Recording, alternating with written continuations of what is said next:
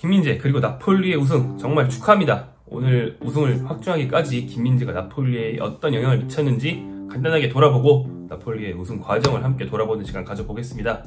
안녕하세요, 통기자입니다. 오늘 한국 시간 어린이날이죠. 현지 시간으로는 이제 5월 4일 저녁에 열린 경기를 통해서 마침내 나폴리가 우승을 확정했습니다. 이탈리아 세리에A의 챔피언에 올랐어요. 이탈리아에서는 스쿠데토라고 합니다. 그 우승했을 때 주는 그 옷에 붙일 수 있는 패치가 스쿠데토이기 때문에 우승 자체도 스쿠데토라고 부르는데 방패라는 얘기예요. 그 패치가 방패 모양을 생겼기 때문에 나폴리가 드디어 우승을 확정했고요. 김민재 선수가 그 중심에 있었습니다.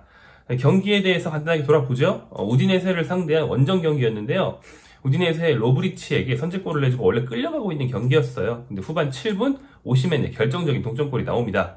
코너킥 후에 혼전 상황에서의 마무리가 있었는데 이 골이 정말 간신히 나왔죠. 슛이 한 팀당 단 7회에 불과할 정도로 나폴리 공격이 잘 풀리지 않고 오히려 초반에는 우디네세에 좀 얻어맞는 양상이었고요. 좀 웃긴 건 동점골이 난 뒤에는 뭔가 서로 공격을 별로 하고 싶지 않은 느낌이라고 그래야 되나? 그냥 공 돌리는 무슨 농구의 가비 타임이나 뭐 농구에서도 왜 끝나기 직전에 이미 승부가 결정됐다 싶으면은 시간이 돌아가고 있는데 그냥 양팀 가서 막 악수하고 이런 타임이 있거든요. 약간 그런 느낌으로 그냥 시간을 보낸 뒤에 나폴리 우승시키자 약간 이런 느낌이었습니다. 우디네세가 그렇게 눈에 불을 켜고 덤비진 않았어요. 그래서 자연스럽게 우승을 축하하는 분위기로 갔고요. 이날 경기장에 나폴리 팬들이 굉장히 많이 왔죠. 우디네세의 홈경기였음에도 불구하고 경기 끝난 뒤에 나폴리 팬들이 막 안으로 난입해서 그 우디네세의 홈구장인 프리울리에 막 난입해서 뭐 마치 홈구장인 것처럼 우승을 즐기는, 그래서 경기장이 퍼렇게 뒤덮이는 그런 모습 볼 수 있었습니다. 뭐 얼마나 우승이 간절했는지 또 알고, 우디네세 입장에서는 뭐 순위나 강등이나 뭐 유럽 대항전 이런 게 걸려있지 않는 그런 중위권 팀인 상황이기 때문에 그냥 너그럽게 니네 우리 안방에서 우승 행사해라 이렇게 좀 열어준 것 같아요. 네. 경기 전에 우디네세 구단 관계자들도 그런 얘기를 하더라고요. 우리는 이해하고 있다. 그럴 수 있는 일이, 그런 일이 일어날 수 있다는 걸 알고 있다. 이렇게 얘기를 하더라고요. 자, 김민재 선수의 요 경기 평점 뭐 보고는 가야겠죠?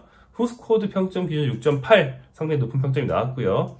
패스 성공률이 95%로 1위, 패스 횟수 86회로 1위. 이것도 오늘은 로보트카와 라흐마니를 다 제쳤습니다. 돌파 1회 시도의 성공, 헤딩 경합에서 2회 승리, 이것도 1위입니다. 태클 2회 시도에서 2회 모두 성공, 걷어내기 1번, 가로치기 1번 등의 기록이 있었습니다. 대체로 양팀 모두 말씀드린 것처럼 나사가 좀 빠진 것 같은 그런 경기였어요. 집중력이 100%가 아닌 경기였는데 그 와중에도 김민재만큼은 마지막까지 집중력이 100%인 선수 중에 하나였던 것 같습니다. 경기에 아주 몰입하고 있었고요. 역시나 좀 투지 행심이 있고 투지가 있는 선수라는 걸 볼 수 있었습니다. 이로써 나폴리는 무려 33년 만에 우승을 하게 됐습니다. 디에고 마라도나가 살아서 나폴리를 이끌던 시절인 1987년과 1990년 단 2번의 세리에 우승이 전부였던 팀인데 이번에 김민재 등과 함께 우승을 하게 됐습니다. 그 어떤 팀에서 우승한 것보다도 더욱더 의미가 크고 더욱더 좀 가슴 깊이 이제 울림이 있는 그런 드라마가 있지 않나 생각을 합니다. 완전 아예 상상하지도 못했던 그런 팀의 이변 같은 우승, 잉글랜드 레스터처럼요. 그런 우승이라면 뭐 정말 깜짝 놀랄만한 일이고 엄청난 위협이긴 하지만 좀 사람들이 기다려온 그런 시간에서 오는 감동은 없을 거고요. 뜻밖의 일이니까요. 그 다음에 우승을 밥 먹듯이 하는 팀이라면 좀 감동이 덜하겠죠. 이번 나폴리 우승은 그 리버풀이 정말 오랜만에 프리미어리그를 한번 먹었을 때, 클럽 아래에서 먹었을 때 그때의 감동과 좀 비슷하지 않나 생각을 할 수 있습니다. 이번 시즌 아스날이 프리미어리그를 먹었으면 비슷할 수 있었지만 지금 좀 멀어지고 있죠. 나폴리는 엄청난 흥분에 지금 휩싸여 있는 상태입니다. 경기 평점을 제가 좀 가져와 봤는데 평가가 아니고 거의 주접이에요. 주접. 그 아이돌 팬들이 주접도 하는 것처럼 주접인데 지역지의 선수 평점은 그래서 별 의미가 없습니다. 칼초 나폴리 24의 평점을 가져와 봤는데요. 흥분했어요. 그래서 선수 평점 대신에 각 선수별로 한 줄씩을 붙이면서 릴레이 연작 시처럼 되는 그런 걸 만들어 놨어요. 예를 들어서 이제 메르트부터 김민재까지만 보면요. 평점은 뭐 시즌 평점인 것 같고요. 메르트, 12개월 전엔 다른 팀으로 갈 수도 있었는데 너는 역사를 썼구나. 디로렌조, 세 번째 우승의 주장, 덧붙일 말은 별로 없네. 라흐마니, 데뷔전 우디네세 상대로 백패스하던 건 이젠 농담이 되었구나. 김민재. 만약 렌으로가 뜨면 어땠을까? 김민재는 뭘 놓쳤을까? 뭐 이렇게 쭉 이어지는 그 시를 써놨습니다. 얼마나 기쁜지 이제는 뭐 경기에 대해서 구체적으로 얘기를 하고 싶지도 않다 이런 생각인 것 같기도 하고 준비해 온 것 같죠? 네, 준비해 온 것 같습니다. 그래서 좀 객관적일 수 있는 전국지 유로스포르트의 평점을 하나 더 보자면요. 김민재는 늘 잘한 경기에서 받아온 6.5점 받았어요. 그러면서 이런 평가가 있네요. 김 외치는 소리는 한 번만 들려온 게 아니었다. 공이 나갈 때마다 들렸다. 어려운 상황, 첫 상황을 넘긴 뒤 아주 집중력 높은 경기를 했다. 원정 경기장인 우디네세의 프리올리였음에도 불구하고 김민재를 향한 김 소리는 여전히 울렸고 이게 어떠한 선수 콜로서는 가장 잘 자리를 잡았죠. 그래서 이탈리아 나폴리 지역에서 어떤 명물 같은 그런 사운드가 됐는데 우디네 지방에서도 옛날에 울렸던 것 같습니다. 자, 우승 확정한 과정 간단하게 돌아볼까요? 33라운드 현재 승점 80점으로 우승을 확정했습니다. 라치오, 이 라치오가 따라올 수 없는 승점차를 만들어냈고요. 현재 25승 5무 3패입니다. 역대급이었던 전반기가 우승의 원동력이 되었죠. 월드컵 전까지 13승 2무로 무패 행진이었습니다. 15경기 13승 2무. 그리고 3, 4라운드 연속 무승부를 시즌 초반에 해서 좀 불안하다 싶었는데 그 뒤로 전승 행진을 달렸던 게 굉장히 주요했습니다.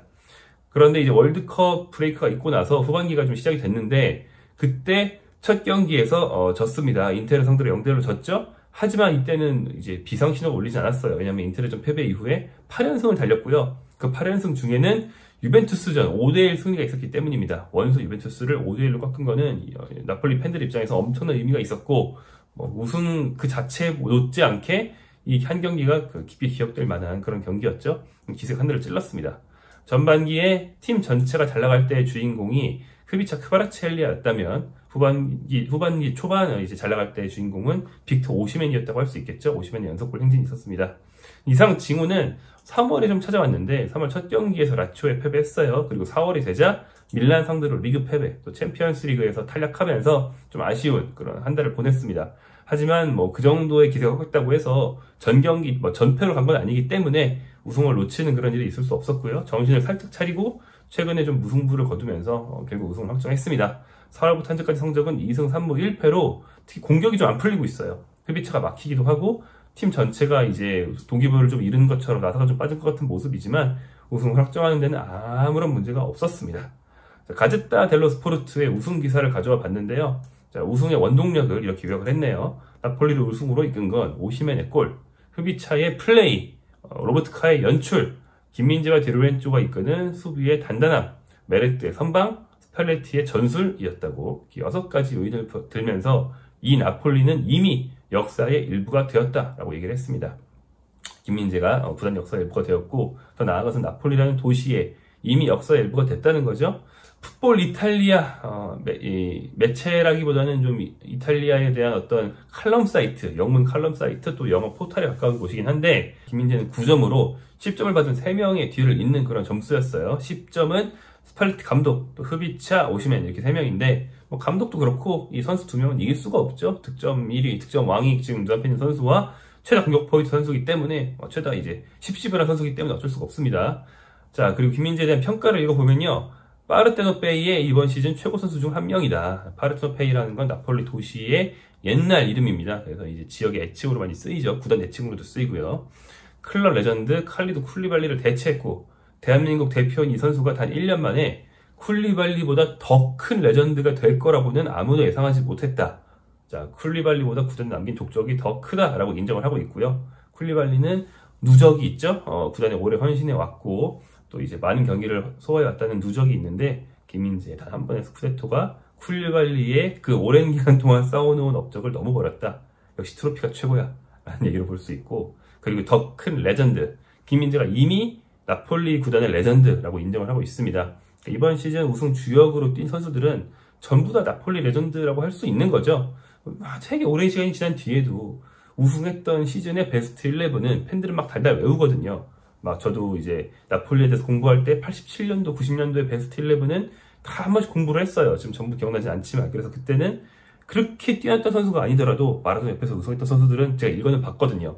하지만 우승 못한 시즌의 에이스였던 선수 잘 기억이 안 납니다. 그런 것처럼 이번 시즌은 나폴리 역사에 영원히 남을 것이고 김민재는 그 여러 명 중에 한 명도 아니고 핵심 한 서너 명 중에 한 명이기 때문에 당연히 나폴리 구단에 영원히 남을 그런 선수가 되었습니다. 자, 그리고 이제 더 읽어보면요. 수비에서 완전히 압도했고 잠시 후 얘기할 조지아 선수와 더불어서 여름 이적 시장 최고의 영입이었다. 그 잠시 후 얘기할 조지아 선수는 당연히 흡이차겠죠. 자, 좀 더 과거로 돌아가 보겠습니다. 이 팀이 어떻게 우승을 이뤄왔는지 조금 더 예전부터 돌아보면 마라도나 시절 전성기를 누렸던 팀이지만 1990년에 우승됐다고 했잖아요. 근데 생각해보시면 이 팀은 그 소위 말하는 칠공주의 모끼입니다. 1990년대 이탈리아 세리아를 대표했던 세븐 시스터즈라는 그 7개의 강팀에는 나폴리가 없어요. 90년대에 우승하고 왜 90년대에는 칠공주에도 못 끼는 팀이 되었는가? 빠르게 올라갔기 때문입니다. 그때 이미 칠공주보다 좀 아래, 좀 이렇게 세리아에서 중위권 정도로 떨어져 있었고요. 그러다가 이제 한번 세리아 B로 강등이 됐고 심지어 파산을 합니다. 그게 2004년의 일이에요. 그래서 구단 이름을 바꾸고 재창단하고 이런 의혹들이 있었는데 이때 현재 회장인 데 라우렌티스가 구단을 인수합니다. 그러면서 3부니까 뭐 좀 투자해서 올리기가 쉽죠. 그런데 거기서 그치지 않고 일부러 올라온 뒤에도 투자를 이어갔습니다. 그래서 3시즌 만인가 빠르게 일부러 승격했고요. 그리고 그때부터는 꾸준히 세리아에서 잔류하는 팀, 나아가서 중상위권 팀, 또 나아가서 우승에 도전하는 팀을 만들어냈죠. 2010년대 들어서는 2위를 많이 하면서 유벤투스의 아성을 위협하는 대표적인 남부 강호로 자리를 잡았습니다. AS 로마와 함께요. 그러다가 이제 로마는 아직까지 굉장히 오랜 시간 동안 하지 못한 세리아 우승을 마침내 거머쥐게 되었습니다. 사실은 뭐 유벤투스 등 그런 강팀들의 재력을 넘기기 힘들었어요. 축구에서 팀의 총 연봉이 성적과 굉장히 직결되는 중요한 요인이기 때문에 연봉이 1위가 아닌 팀이 우승하기는 상당히 쉽지 않습니다. 연봉이 뭐 2위, 3위는 우승할 수 있지만 4위, 5위, 6위가 우승하는 건 정말 드문 일이거든요. 나폴리가 그래서 2위까지 올라가도 1위는 못 올라가고 있었는데 그래도 이제 나폴리만 자산이 있었습니다. 팀의 전통이죠. 좀 공격적인 색채, 정력적인 색채, 토탈 풋볼 성향이 있는 특유의 전술 이런 것들을 이제 다시 세리아로 돌아온 뒤에는 팀의 색채로 자리를 잡게 만들었어요. 그러면서 비교적 좀 답답한 축구라고 할까요? 좀 소극적인 그런 축구라는 전통이 지금도 조금은 남아있는 이탈리아의 다른 강호들에 비해서는 좀 매력적인 경기 스타일로 많은 인기를 끌었죠. 마우리치오 사리 감독의 사리불 같은 게 있었고요. 그래서 이런 전통이 팀의 원동력, 저력이 되어서 다른 팀들의 좀 토탈 풋볼이 아닌 축구랑 붙었을 때 우리 팀의 역량이 전반적으로 더 높다, 전술 완성도가 높다라는 좀 경쟁력으로 다가갈 수 있었습니다. 그것의 완성판이 바로 이번 시즌 스팔레티 감독이 보여준 굉장히 수준 높은 공격 축구라고 할 수 있겠죠. 자, 그리고 이제 상당히 좀 현명한 이적시장 정책을 통해서 많은 선수들을 좀 잘 발굴하고 그런 게 이제 나폴리의 색채 중에 하나였는데 그것이 이번 시즌 극대화가 되었습니다. 그러면서 김민재와 흡이차로 대표되는 정말 뛰어난 영입들이 있었고 그게 이 선수들이 합류한 첫 시즌의 우승으로 이어지게 되었습니다. 자, 나폴리 우승에 관한 각종 기록들을 볼까요? 자, 5경기를 남기고 우승을 했는데요. 경기수 기준으로는 조기 우승 타이 기록이라고 합니다. 지난 살레르니타전에서 우승을 확정했으면 단독 기록이 되는 건데 타이 기록이 되고 말았네요. 스팔레티 감독은 역대 최고령 세리아 우승 감독이라고 합니다. 이게 좀 의외예요. 스팔레티가 그렇게까지 늙었다는 이미지도 아니고 왜냐면 스팔레티 감독은 20년 전에도 저 얼굴이었기 때문에 그 다음에 더 늙어서 우승한 감독이 있을 줄 알았는데 뜻밖에도 최고령이라고 합니다. 64세 58일이라고 해요. 그리고 우승과 우승 사이에 90년도부터 2023년까지 33년을 기다렸죠. 이거는 두 번 이상 우승을 해본 팀의 그 간격으로는 역대 최장 간격이라고 2위라고 합니다. 1위는 로마의 41년이에요. AS 로마의 41년. 굉장히 오랫동안 기다려온 우승이다. 이것이 수치로도 드러나고 있고요. 그 다음에 오시멘은 아프리카 선수 세리아 최다골 타이 기록을 우디네세전 득점을 통해서 세웠습니다. 조지 웨아, 라이바리아의 대통령이죠. 세리아 레전드를 넘어서요. 조지 웨아가 기록한 46골에 타이 기록이 되었고요. 이번 시즌 안에 한 골에서 추가한다면 단독 1위가 됩니다. 세리아를 떠날 확률이 좀 높아지고 있는 오시멘인데 이 기록을 세우고 떠날 수 있다면 굉장히 좋겠죠. 다음 김민재 선수는 아시아 선수로는 나카타에 이어서 두 번째로 스쿠데토를 차지하게 됩니다. 그렇죠. 나카타가 있었죠. 우리 2002년 한일 월드컵 즈음에 우리 한국이 상당히 부럽다고 했던 거의 유일한 일본 선수, 유럽에서 좀 환타지를 보여주고 있었던 일본 선수 나카타입니다. 나카타는 2001년도 AS 로마에서 프란체스코 또띠를 보좌하는 선수 중에 한 명으로서 우승을 차지한 바가 있습니다. 물론 당시 나카타도 잘했어요. 굉장히 좋은 선수였지만 붙박이 주전은 아니었고 여러 포지션 돌아가면서 이제 대체하는 그런 로테이션 멤버 정도였거든요. 김민재처럼 붙박이 주전으로 세리아 우승을 차지한 아시아 선수는 처음이다 이렇게 보시면 되겠습니다. 현재 나폴리는 33경기 69득점 23실점으로 두 부문 모두 최고를 달리고 있습니다. 최다 득점, 최소 실점. 현재 개인 수치 분야를 보면요. 득점 1위는 오시멘, 도움 1위는 흐비차, 공격 포인트 1위는 오시멘, 패스 성공률 1위가 로보트카. 이렇게 모든 분야를 거의 나폴리가 씹어먹고 있다. 이렇게 보셔도 되겠습니다. 김민재 한 명만 볼까요? 아직 시즌 끝나지 않았지만 현재 시점에서 김민재가 세리아에서 어느 위치에 있는지 팀 내가 아닌 리그 내 위치를 좀 보겠습니다. 주요 기록들을 볼게요. 패스 횟수 세리아 모든 선수 통틀어서 1위입니다. 현재까지 2602개의 패스를 성공시켰어요. 패스 성공률이 8위 90.9%로 리그 전체 8위입니다. 슛패스 성공 횟수는 단연 1위고요. 2255회고 로버트카가 1824회로 두 선수 사이에는 큰 차이가 있습니다. 그 다음에 롱패스 성공 횟수가 필드 플레이어 중에 4위예요. 111회. 111회. 이제 이거는 골키퍼들을 뺀 기록입니다. 골키퍼들은 엄청 많기 때문에. 제가 아까 이제 김민재 시작할 때 패스 횟수가 1위라고 했는데 패스 성공 횟수가 아닌 시도 횟수가 1위입니다. 성공 횟수로 잘라도 역시 1위예요. 그 공중볼 승리 횟수는 3위, 88회고요. 총 가로채기가 17위, 걷어내기 5위, 슛블록 6위 등으로 수비 관련된 지표에서도 거의 탑 10급의 좋은 지표들을 몇 가지 갖고 있습니다. 태클 횟수, 태클 시도 횟수 이런 점에서는 좀 비교적 약팀들 비교했을 때 김민재가 많을 수가 없기 때문에 이 정도이지만 전반적으로 굉장히 엄청난 기록이다 보실 수 있죠. 시즌 끝났을 때 베스트 디펜더 상은 김민재가 탈 것이 거의 확정적이지 않나. 김민재 세리아 최우수 수비수가 지금 눈앞에 있거든요. 오시멘이랑 헤비차가 시즌 후반기에 더 주춤해서 골 못 넣고 어시도 못하고 겨우 수비 캐리로 우승했다? 그러면 이제 MVP까지 노릴 수 있지만 지금 그거는 좀 욕심인 것 같고요. 베스트 수비수상이 코앞에 있습니다. 김민재 선수. 개인 성과 타고 나폴리와 멋진 시즌을 마무리할 수 있는 그런 기회입니다. 요즘 현재 인스타 같은 데 올라오는 현재 승분한 선수들 경기장 모습, 라커룸 모습, 그리고 나아가서 나폴리 시내의 모습 등등 엄청 나거든요. 나폴리 시내에서는 지금 당연히 아주 다들 술도 안 먹었는데 이제 여기까지 흥분해가지고 엄청난 파티를 벌이고 있을 겁니다. 네. 그 한가운데에서 이제 김민재 선수의 이름을 연호하는 목소리 엄청 들릴 것 같고요.